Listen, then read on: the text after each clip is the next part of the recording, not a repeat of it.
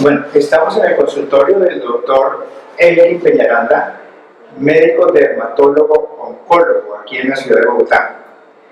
Entonces, dentro de nuestro nuevo esquema de entrevistas que viene realizando medicosgeneralescolombianos.com a los especialistas de todas las especialidades, queremos preguntarle hoy aquí al doctor Elkin Peñaranda qué es lo que le incomoda o le molesta que le remitan los médicos generales, ya que considera que ellos mismos deberían estar resolviéndolo allá en su sitio de trabajo.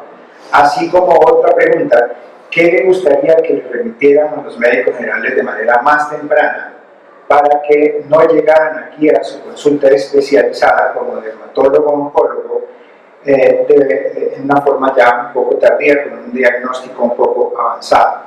Con la primera pregunta, doctor Peñaranda, y agradeciéndole mucho el habernos permitido ingresar aquí a su consultorio, ¿qué considera usted que el médico general no debería estar remitiéndole a su consultorio, ya que debería resolverlo en su sitio de trabajo?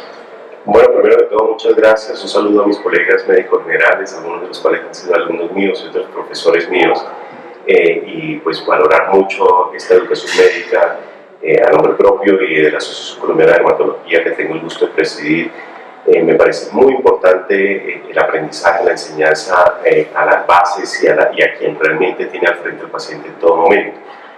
Como dermatólogo, probablemente a mí no me molesta que el médico me remita pacientes cuando tiene alguna duda de alguna situación. Es normal que si admiro mucho un médico general, un médico familiarista, porque tiene que manejar 1000 patologías en diferentes especialidades y obviamente uno no puede conocer en detalle todas.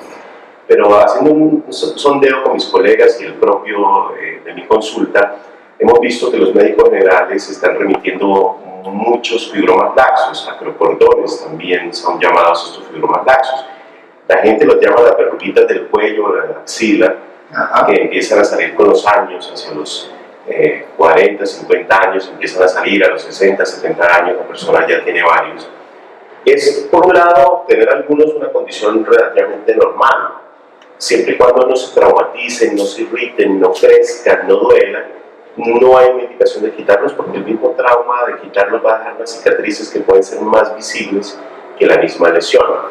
Lo importante también de esta condición es que cuando son múltiples, más de 5, incluso entre más tenga, 10, 20, son muy sensibles para un problema en el manejo de carbohidratos de los pacientes, una intolerancia a los carbohidratos, una diabetes o una resistencia a la insulina. Es decir, que estos fibromas laxos están expresando una condición sistémica como puede ser una intolerancia a los carbohidratos. La piel es el reflejo del compromiso sistémico y dicen que hasta el alma, pero realmente eso es lo que están reflejando cuando son múltiples. Son muy sensibles, poco específicos. Quiere decir que un paciente que tenga muchos fibromas laxos tiene una alta sensibilidad a que pueda tener diabetes, y esto es especialmente cierto si tiene otros hallazgos, como por ejemplo obesidad central, o por ejemplo antecedentes de diabetes en la familia, o como por ejemplo otros síntomas de la diabetes. Pero también puede ser el primer signo de intolerancia a carbohidratos, que si lo suma a otro signo muy específico, que es la acantosis nigricans, que son esa coloración oscura que parece que el paciente tuviera sucio el cuello, la axila, eso es muy específico pero poco sensible. Quiere decir que cuando el paciente tiene acantosis nigricans es muy probable que tenga una diabetes o una resistencia a la insulina y un problema de carbohidratos. Y si tiene fibromas laxos, póngale la firma, porque eso es muy sensible. Entonces, ¿qué quiere decir? Si yo tengo un paciente con 10, 20 fibromas laxos, tengo que saber cómo está la historia clínica de ese paciente, indagar un poco más acerca de síntomas de la diabetes, poliuria, que tenga sed matutina, etcétera, etcétera, antecedentes familiares. Pero si tiene muchos, al menos debería tener una glicemia en ayunas, y si la duda es alta, incluso una glicemia post.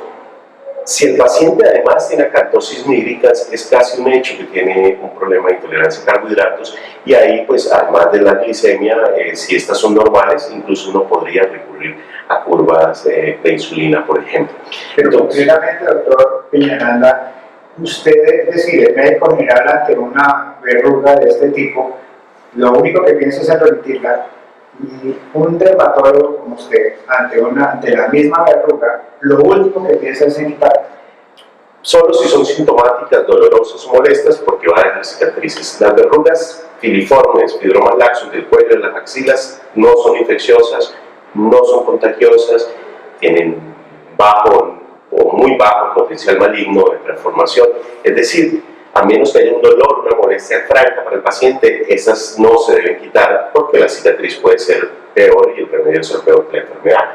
Si las verrugas son múltiples, consideremos la posibilidad de que ese paciente tenga una enfermedad sistémica como hiperglicemia, intolerancia a carbohidratos, mal manejo de carbohidratos, diabetes, y estudiémoslo. Estudiarlo implica hacer al menos una glicemia en ese paciente. Si ese paciente tiene otros signos como la acanthosis nigricans, esa coloración oscura, además obesidad central, además dislipidemia, el paciente podría estar con un síndrome metabólico y dentro de eso una diabetes. Es decir, la suma de fibromas laxos, esas verruguitas del cuello, axila, cuando son múltiples, a esa pigmentación oscura llamada acanthosis nigricans, es altamente sensible y altamente específico para intolerancia a carbohidratos. Muy bien, ¿qué otra patología no deberíamos estarle remitiendo al especialista dermatólogo, los médicos generales?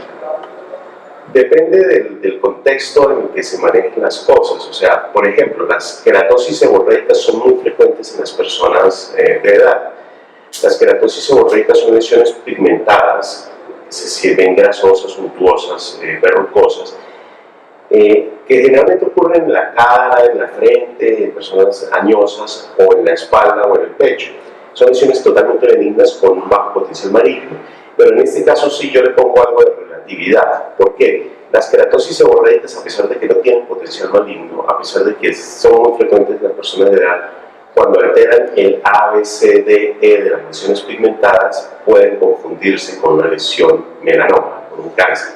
Entonces, lo que yo insisto al médico general, a mis alumnos, es cuando vea una lesión pigmentada y usted le haga el ABCDE, que tiene que saber si esto da para maligno o para benigno. Y si le da para maligno, se valora con un dermatólogo. Y las queratosis seborreicas pueden a veces dar una alteración en el ABCDE.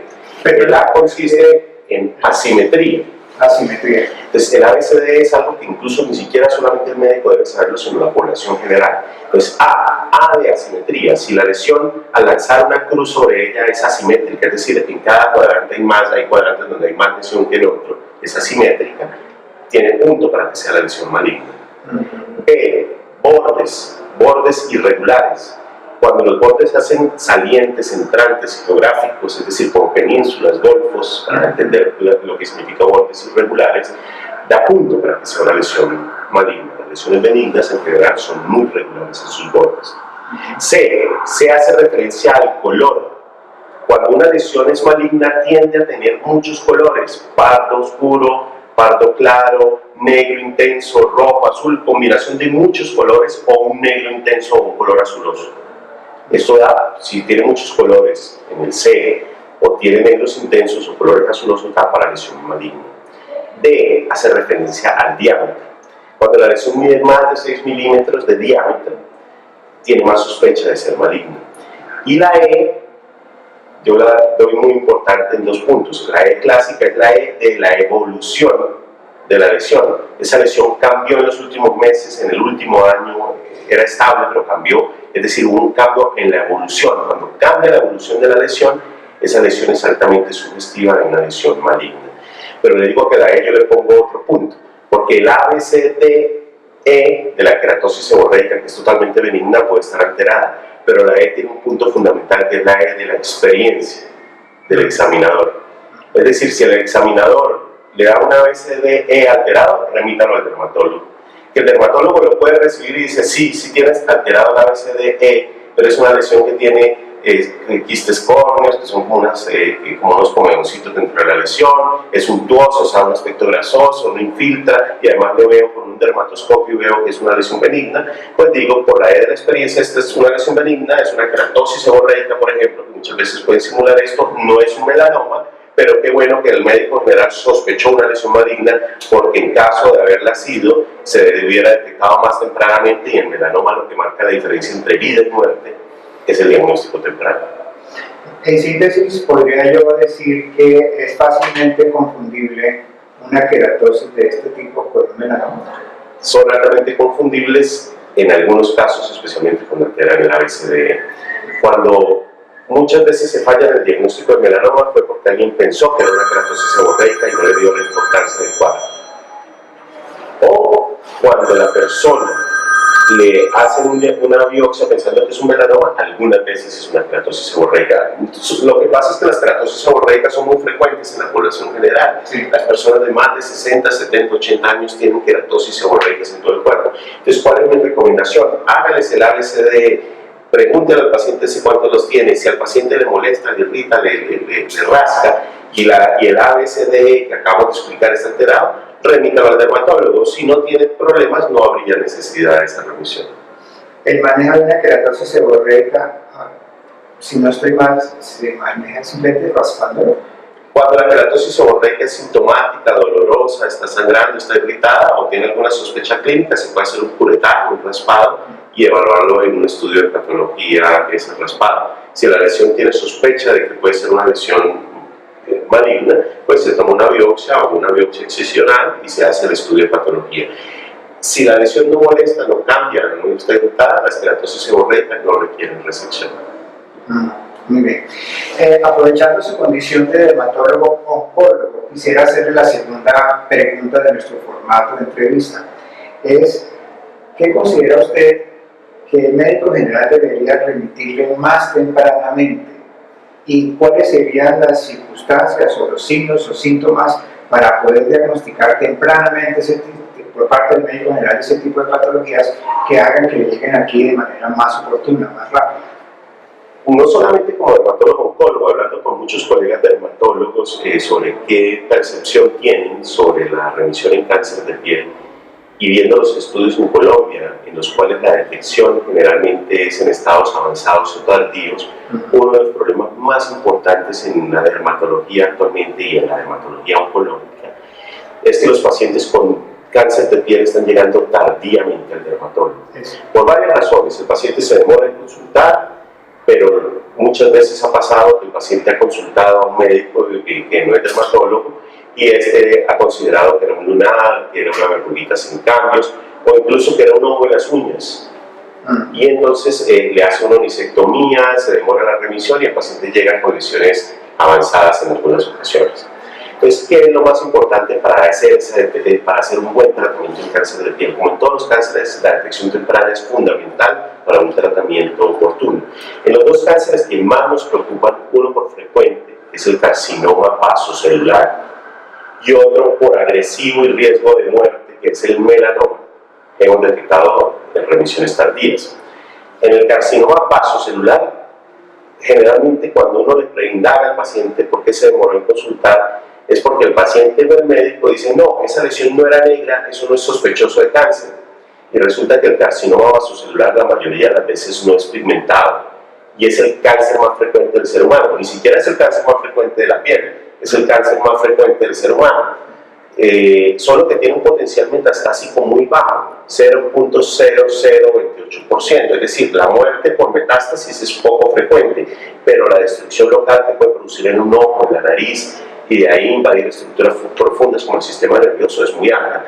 Y desafortunadamente Colombia tiene muchos casos de carcinoma vasocelular localmente avanzado, es decir, casos que ya incluso llevarlos a cirugía implica una gran amputación para el paciente y un gran sacrificio de tejido, y prácticamente estas cirugías muy especializadas que hacemos los dermatólogos oncólogos, como por ejemplo la cirugía de Mohs para resecarlo con mejor éxito en curación y en pronóstico funcional para el paciente, ya no se pueden hacer porque son cánceres muy avanzados. Entonces, ¿cómo volver oportuna esa remisión? Primero, informarle al paciente que no todos los cánceres de piel son pigmentados, o sea, que no todos son para la regla de la ABCDE. Entonces, ¿cómo sospecharlo y cómo enviarlo? Recordar que el carcinoma vasocelular es más frecuente en áreas fotoexpuestas. Entonces, cualquier lesión que aparezca en la cara o en las manos, que son áreas de exposición solar crónica, todos los días nos exponemos en ese punto, 10, 15 minutos, y se van acumulando.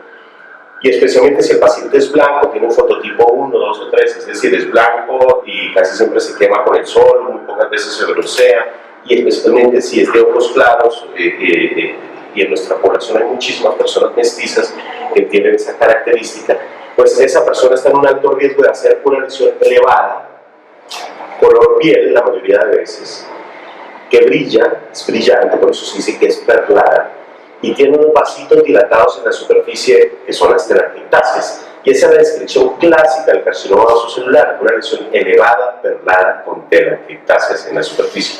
Por pequeñita que sea, si vemos esa lesión, es el momento de mandarla al dermatólogo, porque un diagnóstico temprano implica una pequeñita cirugía sin ningún riesgo de amputación para el paciente y con una curación de más del 95% de las veces para el paciente. Ahora, hay otros tipos de carcinoma vasocelular que son más agresivos y los podemos detectar también tempranamente antes de que sean más agresivos aún. Algunos son ulcerados, una úlcera que parece la mordedura de un ratón, así la llaman un curroden, la úlcera del ratón, que tiene un borde que también brilla y que tiene vasitos dilatados. Una úlcera sin explicación en la cara, por chiquito que sea, puede ser un carcinoma vasocelular. Y otros tipos, como los carcinomas vasocelulares morfeas, que se ven como una placa blanca, como una lesión de morfea que brilla y tiene vasos dilatados, o lesiones que parecen cicatrices. Y el paciente uno le pregunta, ¿y por qué tiene esa cicatriz? Pues dice, no, doctor, yo nunca he tenido nada, me está creciendo ahí una cicatriz. Esa lesión es un carcinoma vasocelular plano cicatricial y es uno de los más agresivos y puede generar una destrucción local del ojo, de la nariz, y debe ser remitida oportunamente al dermatólogo. En síntesis, cualquier lesión en el área fotoexpuesta nueva que un paciente no tenía previamente, especialmente si brilla, tiene vasos dilatados, está ulcerado, simula una cicatriz, así no tenga pigmento, hay que remitírsela al dermatólogo, porque el carcinoma vasocelular chiquito es fácil de curar, el grande es más difícil de tratar. ¿Qué pasa? Porque me mencionó el vasocelular, mencionó también el melanoma. El segundo caso, que es el que sí causa mortalidad, es menos frecuente que el vasocelular, el tercer cáncer de frecuencia, pero es el que le han dado más importancia en la piel porque es uno de los cánceres que más está en aumento y además de los que más mortalidad causa en el mundo, es el melanoma. El melanoma sí es pigmentado en el 99% de las ocasiones. Algunas veces hay un 1% que no es pigmentado, pero el 99% de las veces es una lesión negra, parda, gris o azul. Y se caracteriza porque altera el ABCD que mencionamos anteriormente. La lesión es asimétrica, tiene bordes irregulares, tiene colores diferentes, el diámetro mide más de 6 milímetros y hay cambios en la evolución. A ese ABCDE le meto yo un F, que es el feeling del paciente. Si el paciente dice en medio de muchos lugares, doctor, este no me gusta, hágale caso al paciente o al familiar del paciente, porque si no le gusta en medio de tantos lunares es por algo. Eso es muy difícil de medir, pero muchos investigadores reportan el feeling como algo muy importante. O usted como médico, usted ve al paciente y dice, oye, este señor tiene estos lunares, pero este no me gusta. Eso es feeling y eso hay que creerle, remítalo, porque eso puede marcar una diferencia. Si al final no era una lesión maligna, por lo menos le hicimos caso a algo que estaba en potencialidad o que teníamos una duda de que lo fuera. Entonces la mejor manera de detectar melanoma tempranamente es hacer el ABCDEF. No hay mejor herramienta diagnóstica y terapéutica que un diagnóstico temprano de melanoma. Y es tan así que un melanoma de menos de 1 milímetro de grosor, la posibilidad de sobrevida a 5 años es casi la misma de la población general, con poco riesgo metastásico a ganglios, poco riesgo metastásico a distancia, prácticamente nulo. Pero si el melanoma mide más de 4 milímetros de grosor, la posibilidad de compromiso sistémico y de metástasis es para la mayoría de los pacientes y la sobrevida a 5 años la minoría para los pacientes. Y entre 2 y 4 muchas complicaciones, compromiso regional, compromiso metastásico. Es decir, el melanoma hay que detectarlo antes de que mida 1 milímetro de grosor. La gente dice, no, no da tiempo. Sí, sí da tiempo, porque el melanoma puede durar mucho tiempo en extensión superficial, años, incluso hasta 5 años antes de hacer compromiso invasivo. Solamente que a veces no le paramos bola, no lo detallamos y no remitimos oportunamente al paciente. Entonces hay tiempo de remisión. Lo segundo es buscarlo en el sitio adecuado. A la mayoría buscamos el melanoma en la cara, creyendo que es área fotoexpuesta. En Colombia, la principal tipo de melanoma es el melanoma lentiginoso acral, que significa el melanoma de las plantas, los pies, el melanoma de las palmas y el melanoma de las uñas. En Colombia es el melanoma, el 70% de los melanomas son de ese tipo, y eso da a personas de mayores de 60 años. ¿Qué médico general o qué familia le mira la planta de los pies a los abuelitos y las uñas a los abuelitos y dice, señor, esta lesión negra, ¿hace cuánto la tiene? ¿Cuándo se dan cuenta? Cuando el abuelito llega y dice, me está sangrando algo en el pie, o le quitan la media y ven la mancha de sangre en el pie. Claro, el paciente más tiene problemas de cadera, nadie le mira el pie y resulta que desafortunadamente la mayoría de los melanomas en pies y en uñas, que son los más frecuentes en Colombia, se diagnostican tardíamente por eso. Entonces, otro mensaje para el médico general es Cuando examine a un paciente, mire las palmas, las plantas y las uñas. Si ve lesiones pigmentadas, especialmente si alteran el ABCDE, remítalo al dermatólogo. Segundo, ya sabemos que los tiempos en consulta en las EPS es muy corto. Aproveche el tiempo.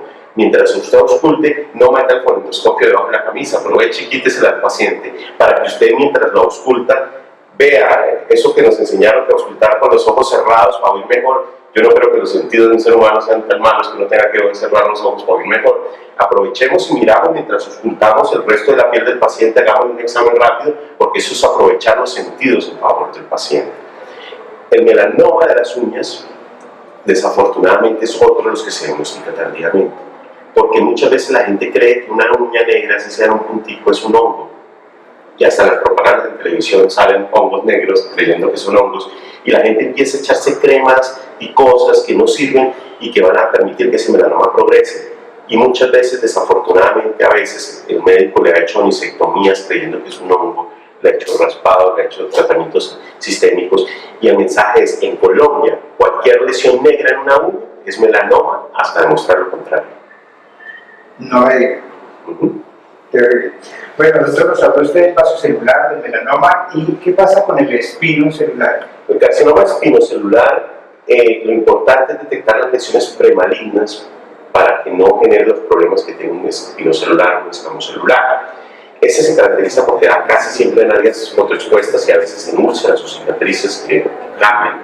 Pero el mayor riesgo en Colombia es el área fotoexpuesta, el área expuesta al sol. Generalmente es una úlcera o una lesión que parece un pigmento cutáneo que crece y que crece rápido, además no es como el vaso celular que crece lento, sino que crece rápido. Pero para sospechar que un paciente está en riesgo de carcinoma escamocelular hay que ver unas lesiones que son muy frecuentes y a veces no lo analizan oportunamente, que son las queratosis actínicas. Son lesiones que casi no se ven, hay que palpar al paciente y uno siente, o al abuelo o incluso al papá de uno, y uno le siente lesiones ásperas, rasposas, duras, que parecen lija, a veces no se ven ni se palpan.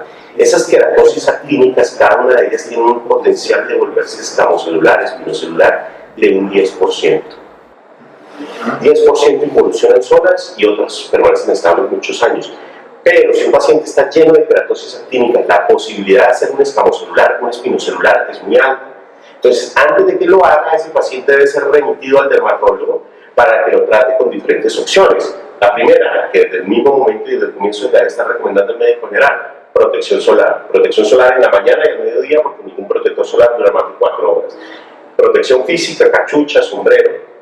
Segundo, remisión a la dermatología. ¿Para qué? Para que le destruyan esas lesiones. ¿Con qué? Crioterapia, 5-fluoracilo, terapia fotodinámica, cauterización, diferentes opciones. Una de las cosas que usamos más, porque está en los planes de salud y es costo efectiva y de recuperación rápida, es la crioterapia. Es quemar esas queratosis actínicas para disminuir el riesgo de transformación. Luego de quemadas, o si notamos que una queratosis actínica está más gruesa, ya es grande, parece un cachito, un cuernito cutáneo, o usted será o no respondió a la crioterapia, tenemos que sospechar que podría ser un espinocelular, un escamocelular, y tomar una biopsia, porque ese tiene en sí también un potencial metastásico, y entonces tratarlo a tiempo marca la diferencia también entre vida y muerte en escamocelular. En términos de frecuencia, comparado a los 3 tipos de cánceres de piel, ¿cuál es el más frecuente y cuál es el menos? El más frecuente es el vasocelular, que incluso como cáncer es más frecuente que el del ser humano, es más frecuente que el de cervix, es más frecuente que el de seno, es más frecuente que el de gástrico. Solamente que es un registro, por lo que no tiene potencial metastásico, pero es el cáncer más frecuente del ser humano. Con el agravante de que además la queratosis actínica básicamente puede parecerse singular o confundirse con un... También, exactamente, aunque la queratosis tiene más riesgo para el segundo, que es el escamocelular. El escamocelular es el segundo cáncer más frecuente, da en áreas fotoexpuestas generalmente, puede dar también una cicatriz o en una úlcera que crónicamente no había cicatrizado al paciente, o una cicatriz que cambió, a eso lo llamamos úlcera de Majorrín, y tiene unas gravedades importantes, pero eso es lo menos frecuente. Y el tercero cáncer en piel frecuente es el melanoma, que ya lo hemos descrito previamente. A mí también me preocupa el cuadro, que el médico general a veces lo confunde, que es el linfoma cutáneo de células T.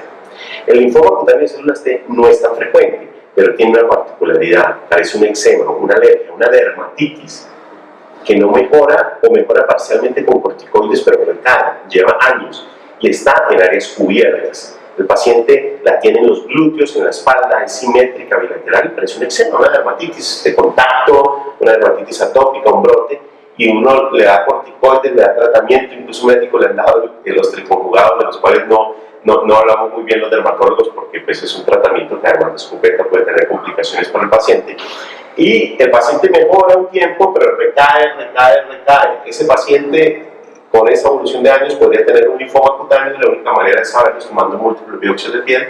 Los linfomas cutáneos de células T son los más frecuentes de la piel, y esos, en cuanto a linfomas, y son tratables con fototerapia cuando se detectan a tiempo. Si no se detectan a tiempo, pueden implicar mortalidades para el paciente. ¿Y cómo hacen un diagnóstico diferenciado de un linfoma de estos de células T con un eczema, con una dermatitis? Con una dermatitis. Primero, alto índice de sospecha. El alto índice de sospecha se da porque hay que tenerlo primero en cuenta, saber que los eczemas en áreas cubiertas no son frecuentes. Si uno tiene un eczema en área cubierta, no tiene que pensar que es un hongo, no tiene que pensar que es una alergia, puede ser un linfoma. Al final puede que sea una alergia, puede que sea otra cosa, pero tiene que pensar que es un linfoma, es decir, un eczema en los glúteos, un eczema en las axilas, bilateral, es una de las cosas. Segundo, paciente mayor. Aunque pueda dar en jóvenes, los linfomas cutáneos son de más de 50 años, o sea, paciente mayor con eczema simétrico. Tercero, es bilateral y simétrico. Cuarto, mejora con los corticoides, pero parcialmente, y el paciente recae. Quinto, cronicidad. Esto lleva meses o años y el paciente le repite. Esto puede ser un linfoma y debe ser remitido al dermatólogo. Cuando se estaba haciendo la explicación de esta patología, pensé inmediatamente en la pitiriasis versicolor. He visto muchas pitiriasis que actualmente digo que están escritas aquí. Y a veces se confunden las versicolor y incluso las alba también, las que dan color blanquito. Porque las linfomas cutáneas de células T en los pacientes jóvenes pueden ser lesiones hipocrómicas descamativas en áreas cubiertas. ¿Cómo diferenciarla? La versicolor y la alba son agudas. Es decir, el paciente dice, doctor, hace 2 semanas, 3 semanas me apareció esto, yo sudo mucho, yo vivo en tierra caliente y el sudor me da, entonces hago esta descamación. El linfoma, en cambio, es crónico, persistente, con mejorías parciales. No hay pitiriasis versicolor ni alba que dure tantos años, aunque las pueda haber. Siempre hay que sospechar que eso podría ser un linfoma. Muy bien.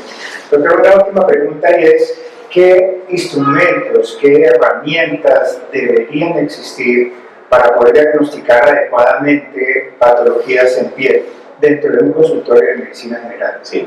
El instrumento más importante y muy sencillo para muchos y que debemos valorar mucho, los ojos.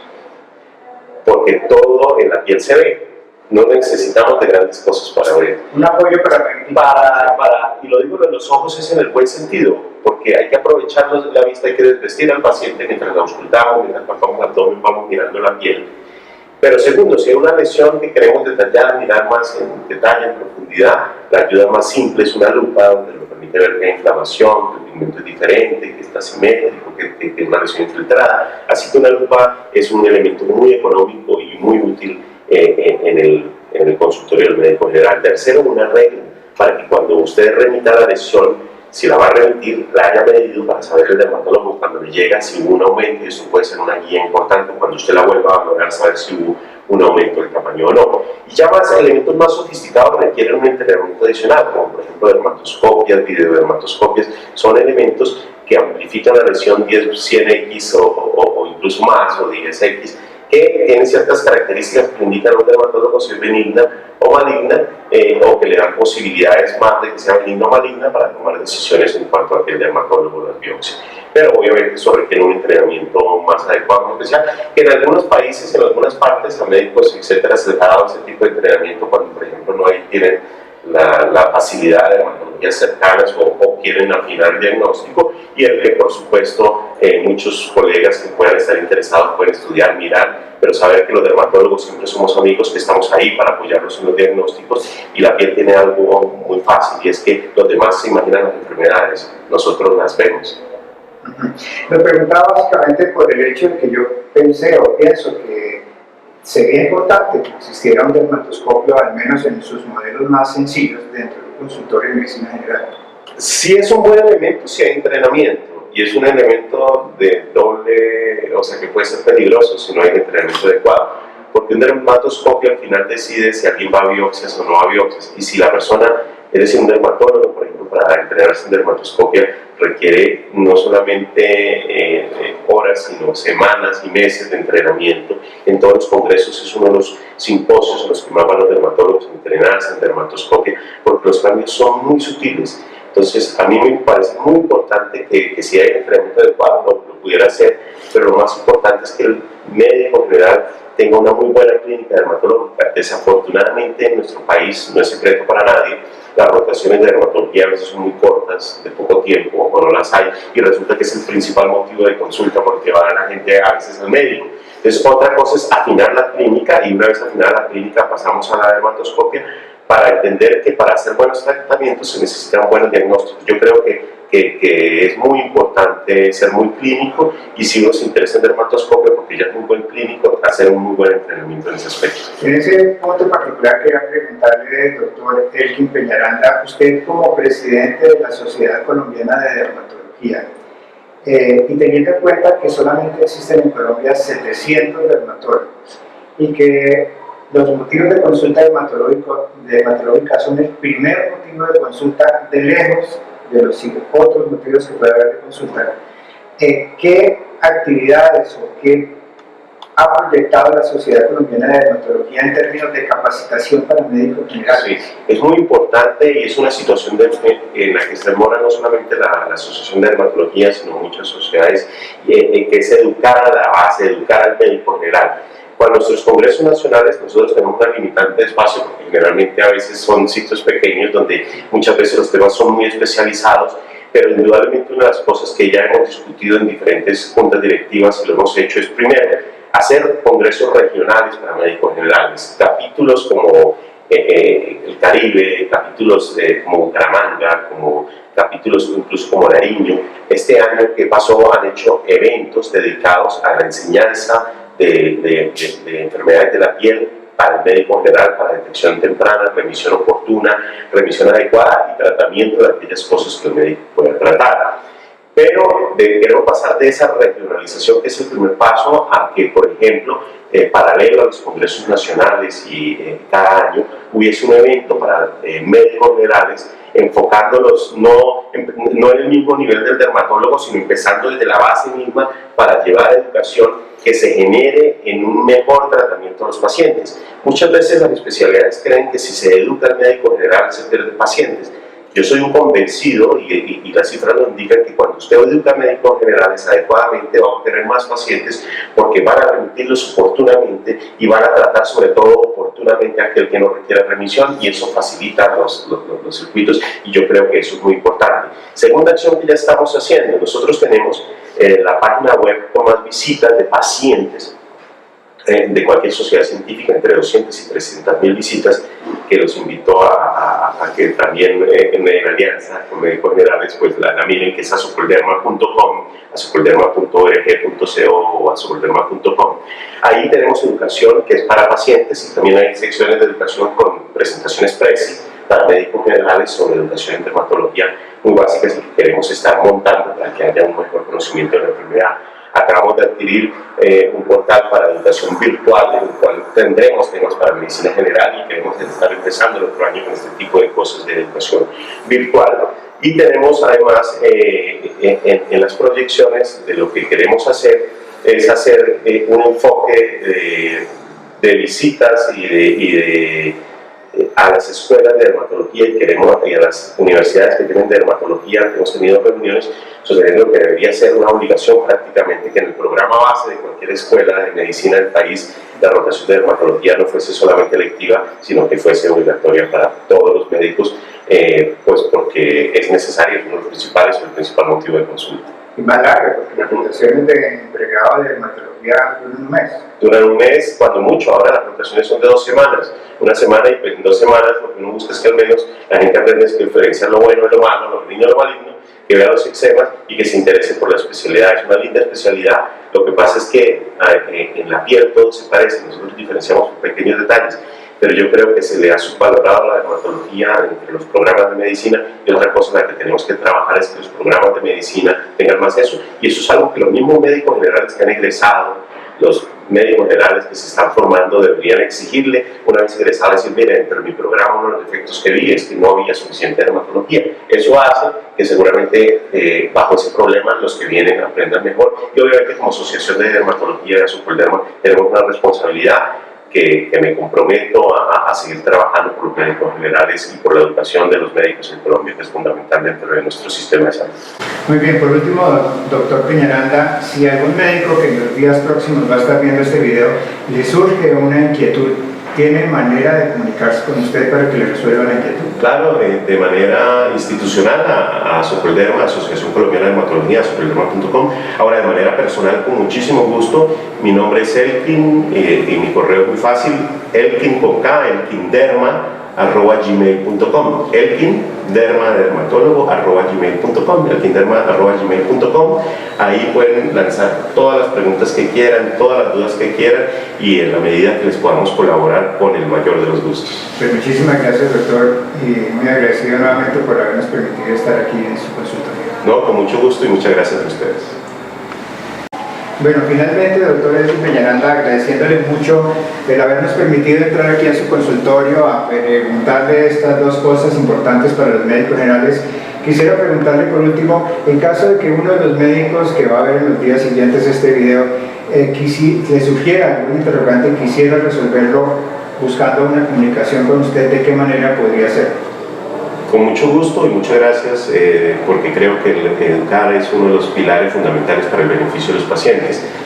Una de las maneras más fáciles de comunicarse con médicos generales y de diferentes áreas del país que estamos usando es iCare Web, que es una aplicación en la que al descargarla pueden comunicarse conmigo, lanzar la pregunta, tan pronto tenga la disponibilidad de hacerlo, les prometo una respuesta en lo que los pueda ayudar, orientar o guiar para beneficiar pues, a sus pacientes. iCare Web es pues, la aplicación que normalmente utilizamos para este tipo de consultas. El doctor Peñaranda acaba de referirse a la nueva aplicación que está revolucionando las relaciones entre médicos y pacientes y que además sirve para crear un puente de comunicación entre, por ejemplo, un médico general y un especialista, como sería este el caso. Simplemente hay que descargarlo en Google Play o en App Store, Google Play o App Store, la aplicación iCare Web. Muchísimas gracias, doctor Peñaranda. Gracias a ustedes por la atención. Bueno, muy amable.